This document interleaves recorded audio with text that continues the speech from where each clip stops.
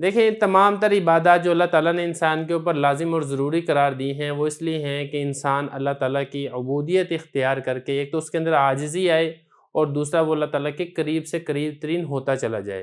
اور دعا میں یہ چیز کامل درجے سے حاصل ہوتی ہے، اسی لیے فرمایا گیا کہ دعا عبادت کا مغز ہے۔ اللہ تعالیٰ بھی قرآن مجید میں ارشاد فرماتے ہیں ان الذین یستکبرون عن عبادتی سیدخلون جہنم داخرین،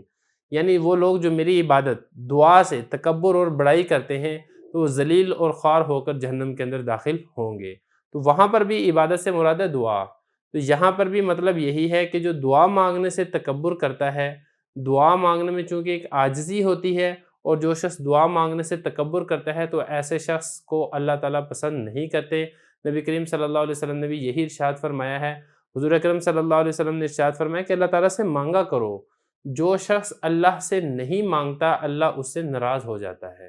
تو اس لیے دعا عبادت جو بھی آپ کریں کوشش کریں اس کے آخر میں آپ دعا لازمی مانگیں، اور دعا کے اگر آپ آداب کا خیال رکھیں گے تو پھر اس دعا کی قبولیت کے امکانات زیادہ ہیں۔ دعا کے آداب کیا ہیں؟ لیکن دعا کے آداب میں سے پہلا ادب تو یہ ہے کہ دعا کے شروع میں آپ اللہ تعالیٰ کی تعریف کریں، پھر نبی کریم صلی اللہ علیہ وسلم پر درود شریف پڑھیں، پھر اس یقین کے ساتھ دنیا اور آخرت کے بارے میں دعا مانگیں کہ جو بھی مانگنا ہے وہ میں اللہ سے مانگ رہا ہوں، اللہ تعالیٰ میری پکار کو سن رہے ہیں اور اس پکار کا جواب دیتے ہیں، میری ضروریات اور حاجات کو پورا کرتے ہیں۔ آخر میں دوبارہ درود پڑھیں، کوشش کریں درمیان میں بھی درود پڑھیں۔ لیکن ایک چیز اور جس کا خیال رکھنا ضروری ہے وہ یہ ہے کہ کسی گناہ کی دعا نہ مانگیں اور قطع رحمی کی دعا نہ مانگیں، ان امور کی دعا نہ مانگیں جو عقلاً محال ہوں، عقل اس کو تسلیم نہیں کرتی۔ مثال کے طور پہ کوئی شخص یہ دعا مانگنے لگ جائے کہ یا اللہ یہ اس سوئی سے اونٹ کو گزار دے،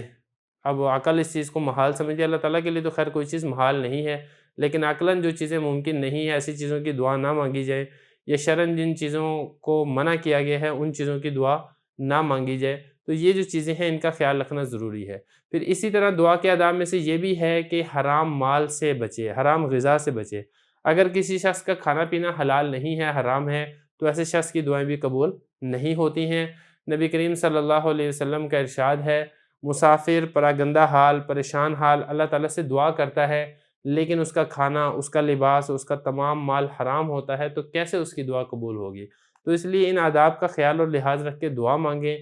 یقین کے ساتھ دعا مانگیں، اللہ تعالیٰ آپ کی دعاؤں کو قبول کرے گا اور اس دعاؤں کی برکت سے آپ کی عبادات یہ بھی مقبول ہوں گی۔